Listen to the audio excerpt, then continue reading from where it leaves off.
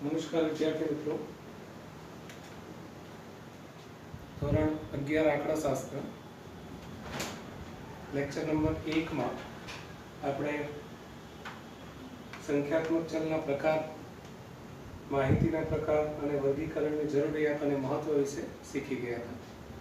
પ્રકરણ આપણે શરૂ કર્યું છે પ્રકરણ નંબર 2, માહિતીનું નિરૂપણ અથવા તો માહિતીની રજૂઆત. થોડું પુનરાવર્તન આપણે કરી લઈએ.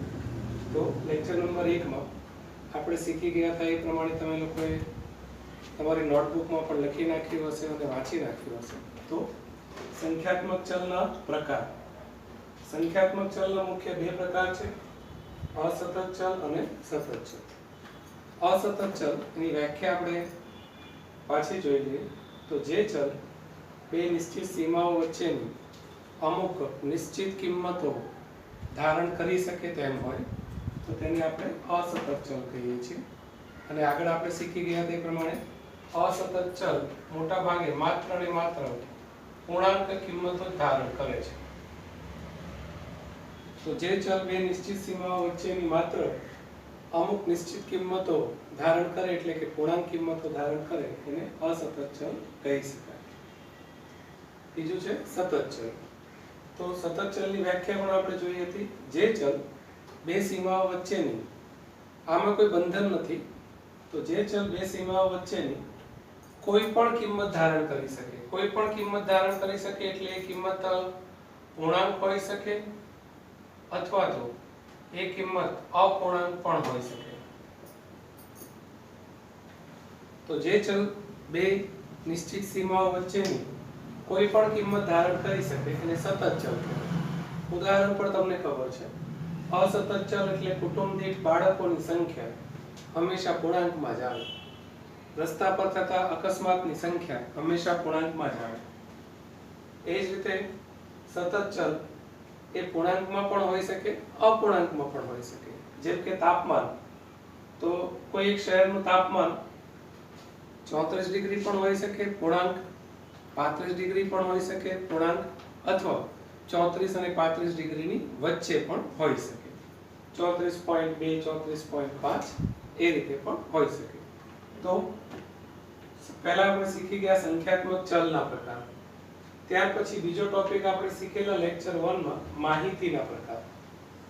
માહિતીના પ્રકાર મુખ્ય બે છે, અવર્ગીકૃત માહિતી અને વર્ગીકૃત માહિતી. વર્ગીકૃત માહિતી પરથી જ વર્ગીકરણની વ્યાખ્યા છે. તમારી નોટબુકમાં તમે જોઈ શકો. અવર્ગીકૃત માહિતી કોને કહેવાય? તો જે માહિતી સમષ્ટિ તપાસ કે નિદર્શ તપાસ દ્વારા મેળવવામાં આવે, એટલે કે સમષ્ટિ તપાસ અને નિદર્શ તપાસ દ્વારા મેળવેલી મૂળ માહિતીને અવર્ગીકૃત માહિતી કહે છે. તો અવર્ગીકૃત માહિતી એટલે મૂળ માહિતી. તો જે માહિતી સમષ્ટિ તપાસ કે નિદર્શ તપાસ દ્વારા મેળવવામાં આવી હોય એ મૂળ માહિતીને અવર્ગીકૃત માહિતી કહી શકાય. અને બીજું આપણે શીખી ગયા હતા વર્ગીકૃત માહિતી અથવા વર્ગીકરણ. જેમાં પહેલા વ્યાખ્યા આપણે જોઈ ગયા હતા વર્ગીકરણ. તો આપેલી અવર્ગીકૃત માહિતીને એટલે કે મૂળ માહિતીને સંક્ષિપ્ત સ્વરૂપમાં અને વ્યવસ્થિત રીતે ગોઠવવામાં આવે છે. અવર્ગીકૃત માહિતીને સંક્ષિપ્ત સ્વરૂપમાં અથવા વ્યવસ્થિત રીતે ગોઠવવાની ક્રિયાને વર્ગીકરણ કહે છે. આમ માહિતી વ્યવસ્થિત રીતે ગોઠવાઈ જાય એને આપણે કહીએ છીએ વર્ગીકૃત માહિતી. તો વર્ગીકૃત માહિતી એટલે કે વર્ગીકરણ પામેલી માહિતી. વર્ગીકરણ એટલે આપેલી અવર્ગીકૃત અથવા મૂળ માહિતીને સંક્ષિપ્તમાં અને વ્યવસ્થિત રીતે ગોઠવણી કરવામાં આવે તે ક્રિયાને વર્ગીકરણ કહે છે. અને આ રીતે વર્ગીકરણ થયેલી માહિતી એટલે વર્ગીકૃત માહિતી. ત્યાર પછી ત્રીજો ટોપિક આપણે શીખી ગયા હતા વર્ગીકરણની જરૂરિયાત અથવા તો મહત્વ. તો આપેલી માહિતીનું આપણે વર્ગીકરણ કરીએ તેનાથી આપણને કેટલાક ફાયદાઓ થઈ શકે. માહિતીની રજૂઆત સંક્ષિપ્ત, સરળ અને સ્પષ્ટ રીતે થઈ શકે. માહિતીના જુદા જુદા લક્ષણોની સરખામણી કરી શકાય. માહિતીને વ્યવસ્થિત સ્વરૂપમાં ગોઠવીએ એટલે સમય, શક્તિ અને નાણાંની પણ બચત થઈ શકે. અને માહિતીના જુદા જુદા લક્ષણો વિશે ની માહિતી પણ તમે મેળવી શકો, એનો અભ્યાસ પણ કરી શકો. તો આનો ફાયદાઓ આપણે જોયા. તો લેક્ચર 1 માં આપણે આટલું શીખી ગયા હતા. સંખ્યાત્મક ચલના પ્રકાર. અસતત એટલે કે માત્ર પૂર્ણાંક કિંમત ધારણ કરે. સતત એટલે કે પૂર્ણાંક અને અપૂર્ણાંક બંને કિંમતો ધારણ કરી શકે. પછી માહિતીના પ્રકાર. અવર્ગીકૃત માહિતી એટલે કે મૂળ માહિતી. સમષ્ટિ તપાસ કે નિદર્શ તપાસ દ્વારા આપણે જે મૂળ માહિતી, અવ્યવસ્થિત માહિતી મેળવીએ તે. અને વર્ગીકૃત માહિતી અથવા વર્ગીકરણ એટલે આ અવર્ગીકૃત માહિતીને સંક્ષિપ્તમાં અને વ્યવસ્થિત રીતે ગોઠવવાની ક્રિયા એટલે કે વર્ગીકરણ. અને આ વર્ગીકરણ પામેલી માહિતી એટલે વર્ગીકૃત માહિતી. પછી વર્ગીકરણના ફાયદા. તો વિદ્યાર્થી મિત્રો આટલું તમે તૈયાર કરી રાખ્યું હશે. હવે આપણે લેક્ચર 2 માં જે થિયરી છે એની શરૂઆત કરીએ છીએ. તો લેક્ચર 2 ત્યાંથી હવે આપણે નવો અભ્યાસક્રમ આગળ વધારીએ છીએ. તો લેક્ચર 2 એમાં પહેલો ટોપિક છે વર્ગીકરણના પ્રકારો. તમે જોઈ ગયા વર્ગીકરણ એટલે માહિતીને સંક્ષિપ્ત અથવા વ્યવસ્થિત સ્વરૂપમાં ગોઠવવું. હવે આ વર્ગીકરણના પ્રકારો. તો વર્ગીકરણ બે રીતે કરી શકાય. ફરીથી સંખ્યાત્મક માહિતીનું વર્ગીકરણ. સંખ્યાત્મક માહિતીનું વર્ગીકરણ અસતત ચલ અને સતત ચલ. અસતત ચલ પરથી જે આવૃત્તિ વિતરણ મળે એટલે એને અસતત આવૃત્તિ વિતરણ પણ કહી શકાય. સતત ચલ એના પરથી જે આવૃત્તિ વિતરણ મળે એને સતત આવૃત્તિ વિતરણ પણ કહી શકાય. તો વર્ગીકરણમાં સંખ્યાત્મક માહિતીનું વર્ગીકરણ બે રીતે થાય. અસતત ચલ અથવા અસતત આવૃત્તિ વિતરણ, સતત ચલ અથવા સતત આવૃત્તિ વિતરણ. અને બીજું ગુણાત્મક માહિતીનું વર્ગીકરણ. ગુણાત્મક માહિતીનું વર્ગીકરણ કરવા માટે આપણે કોષ્ટક રચનાનો ઉપયોગ કરીશું, જે આપણે પછી આ થિયરી પૂરી થાય પછી કોષ્ટક રચના પણ શીખવાના છે. તો હવે આપણે પહેલો ટોપિક શરૂ કરીએ છીએ, સંખ્યાત્મક માહિતીનું વર્ગીકરણ. વિદ્યાર્થી મિત્રો, સંખ્યાત્મક માહિતીનું વર્ગીકરણ બે રીતે કરી શકાય. એક અસતત ચલ અને બે સતત ચલ. તો અસતત ચલ કોને કહેવાય? તો અસતત ચલની માહિતીના વર્ગીકરણને અસતત આવૃત્તિ વિતરણ કહે છે. અસતત ચલ કોને કહેવાય તમે આગળ જોઈ ગયા છો. અસતત ચલ એટલે જે ચલ બે નિશ્ચિત સીમાઓ વચ્ચેની અમુક જ નિશ્ચિત કિંમતો ધારણ કરે તેને અસતત ચલ કહે છે. આમ અસતત ચલની જે માહિતી છે, અસતત ચલની માહિતી ના વર્ગીકરણને અસતત આવૃત્તિ વિતરણ કહેવામાં આવે છે, જેની વ્યાખ્યા આપણે નીચે મુજબ લઈ લઈએ.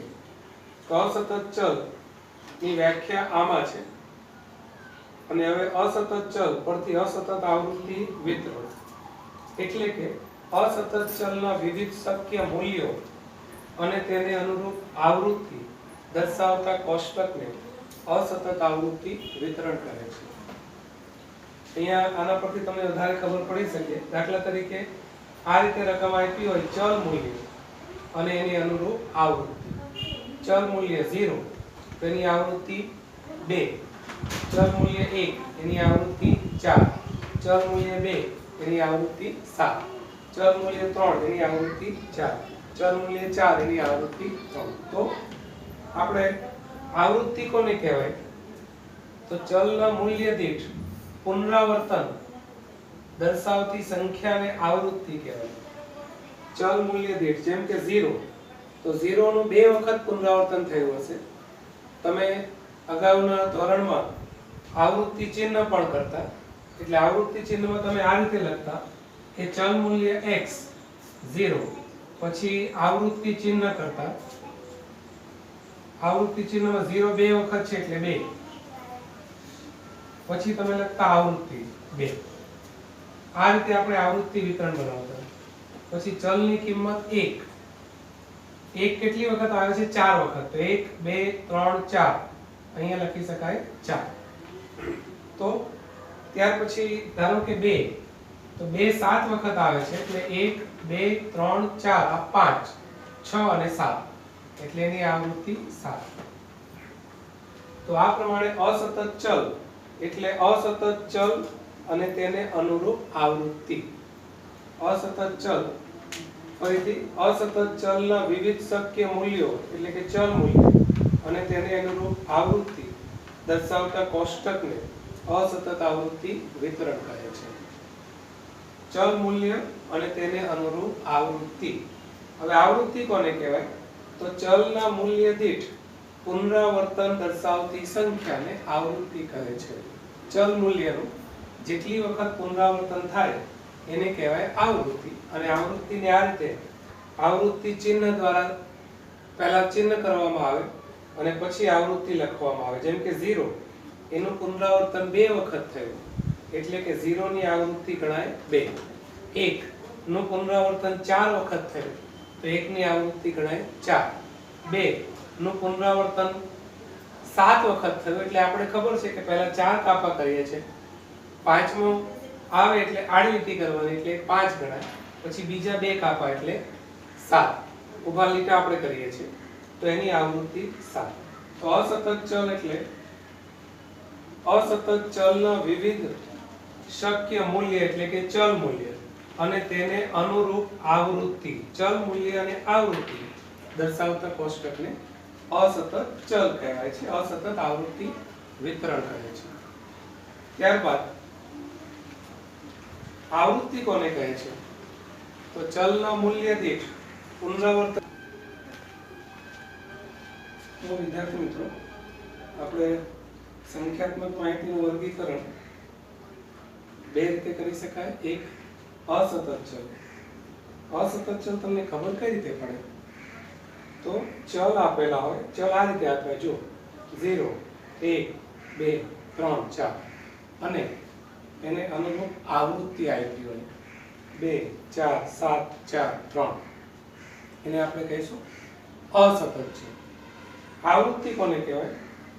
તો જે ચલ છે એ ચલના મૂલ્ય દીઠ પુનરાવર્તન દર્શાવતી સંખ્યાને. ચલ 0 નું પુનરાવર્તન 2 વખત થતું હોય તો આપણે 0 એની આવૃત્તિ ચિહ્ન 2 ઊભા લીટા કરીએ એટલે એની આવૃત્તિ ગણાય 2, એને આવૃત્તિ કહેવાય, ફ્રીક્વન્સી fi. પછી 1 નું પુનરાવર્તન 4 વખત તો 1 નું પુનરાવર્તન 4 વખત 1 2 3 4 કુલ 4. એ આપણે ચોપડીમાંથી ઘણીને ક્રમિક રીતે ઊભા લીટા કરવાના હોય છે, એક સાથે આ રીતે આપણે ઊભા લીટા નથી કરવાના. દાખલો જોતા જવાનું અને લીટા કરવાના. ચાલો, તો સંખ્યાત્મક માહિતીનું વર્ગીકરણની પહેલી રીત છે અસતત ચલ. હવે બીજી રીત, સંખ્યાત્મક માહિતીનું વર્ગીકરણ કરવાની બીજી રીત છે સતત ચલ. તો સતત ચલની માહિતીના વર્ગીકરણને સતત આવૃત્તિ વિતરણ કહે છે. અહીંયા તો તમને આમ આપ્યો તો અસતત ચલની માહિતીના વર્ગીકરણને અસતત આવૃત્તિ વિતરણ કહે છે. તો સતત ચલની માહિતીના વર્ગીકરણને સતત આવૃત્તિ વિતરણ કહે છે. પણ કોઈ ચોક્કસ વ્યાખ્યા નથી. જે રીતે અહીંયા વ્યાખ્યા હતી ચલ મૂલ્ય અને તેને અનુરૂપ આવૃત્તિ દર્શાવતું કોષ્ટક, એટલે અહીંયા વ્યાખ્યા આપણે બનાવી છે. એટલે કે સતત ચલના વિવિધ વર્ગો અને તેને અનુરૂપ આવૃત્તિઓ દર્શાવતા કોષ્ટકને સતત આવૃત્તિ વિતરણ કહે છે. ફરીથી, સતત ચલના વિવિધ વર્ગો અને તેને અનુરૂપ આવૃત્તિઓ દર્શાવતા કોષ્ટકને સતત આવૃત્તિ વિતરણ કહે છે. ટૂંકમાં અહીંયા તમને બે ખાના આપ્યા છે, એક વર્ગ અને બીજું આવૃત્તિ. વર્ગ આપેલો હોય એટલે સતત ચલ અને એના પરથી સતત આવૃત્તિ વિતરણ કહેવાય. વર્ગ આપેલો હોય અને ચલ આપેલા હોય તો એને અસતત આવૃત્તિ વિતરણ કહેવાય. આ અસતત આવૃત્તિ વિતરણ છે. ખબર કઈ રીતે પડે? તેમાં ચલ આપેલા હોય 0 1 2 3 4 અને સતત આવૃત્તિ વિતરણ એમાં શું આપેલા હોય? વર્ગ. તો સતત ચલના વિવિધ વર્ગો 0 થી 10 10 થી 20 20 થી 30 30 થી 40 અને તેને અનુરૂપ આવૃત્તિઓ વર્ગ અને આવૃત્તિ એટલે કે સતત આવૃત્તિ વિતરણ. તો આવૃત્તિ આની 5 એટલે કે 0 થી 10 વચ્ચે અવલોકન 5 વખત આવતું હશે, 10 થી 20 વચ્ચે અવલોકન 3 વખત આવતું હશે, 20 થી 30 વચ્ચે 5 વખત. તો જેટલી વખત આવતું એને પુનરાવર્તન થતું એને આવૃત્તિ કહેવાય. 7 એટલે 30 થી 40 ની વચ્ચે 7 અવલોકનો હશે. 30 થી 40 માં એનું 7 વખત પુનરાવર્તન થયું હશે. તો અસતત વિદ્યાર્થીઓને આખું વર્ષ નથી આવડતું કે અસતત ને સતતનો તફાવત શું. તો અસતત આવૃત્તિ વિતરણ એટલે ચલ અને આવૃત્તિ. સતત આવૃત્તિ વિતરણ એટલે વર્ગ અને આવૃત્તિ. આ તફાવત. હવે આ અસતત ને બદલે સતત ચલ ક્યારે બનાવવું પડે?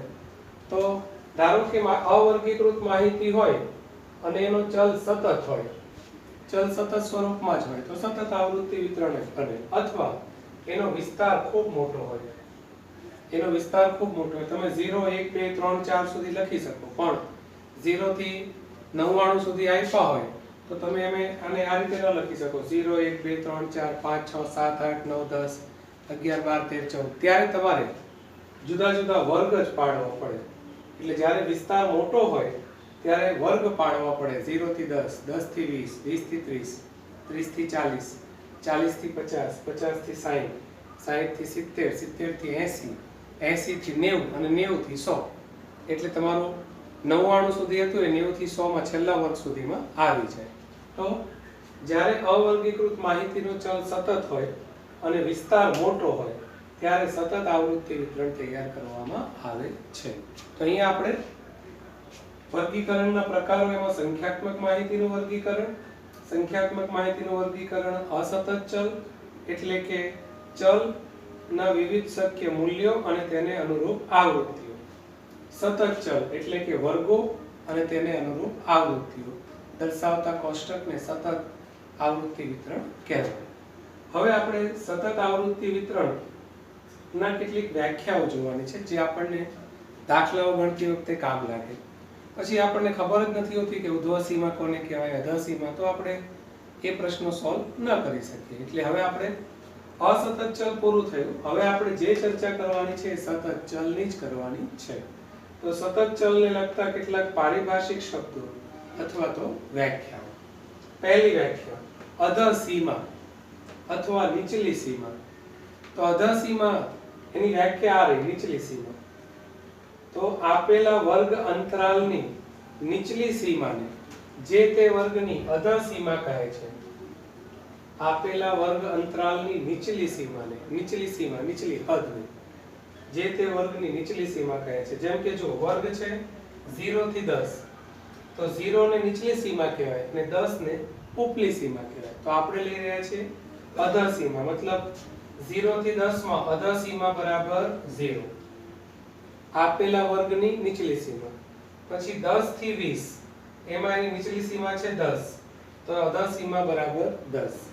20 થી 30 એમાં નીચલી સીમા છે 20, એટલે અધઃ સીમા બરાબર 20. ફરીથી આ રીતે 0 થી 10, તો 0 થી 10 માં નીચલી સીમા કઈ ગણાય? 0, તો એને જ કહેવાય અધઃ સીમા.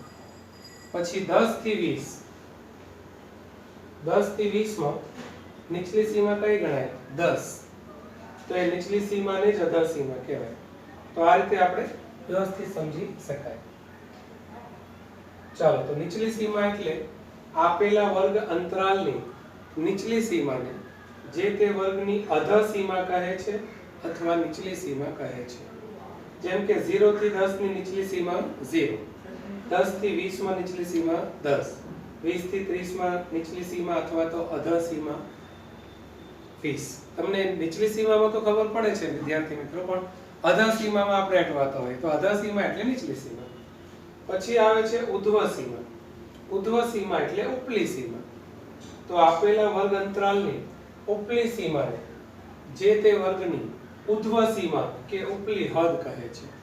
તો ઉધ્વ સીમા એટલે બીજું કંઈ નહીં, અહીંયા કાઉન્સમાં વ્યાખ્યા છે જ. જે તે વર્ગ અંતરાલની ઉપલી સીમાને જે તે વર્ગની ઉધ્વ સીમા કે ઉપલી સીમા કે ઉપલી હદ કહે છે. દાખલા તરીકે વર્ગ છે 0 થી 10. બોલો ચાલો, 0 થી 10 માં 0 એ નીચલી સીમા કહેવાય અને 10 એ ઉપલી સીમા કહેવાય. એટલે આ 10 ઉધ્વ સીમા બરાબર 10. ત્યાર પછી 10 થી 20, 10 થી 20, આ 10 માઈનસ 20 નથી, અને આમ વાંચવાનું 10 થી 20.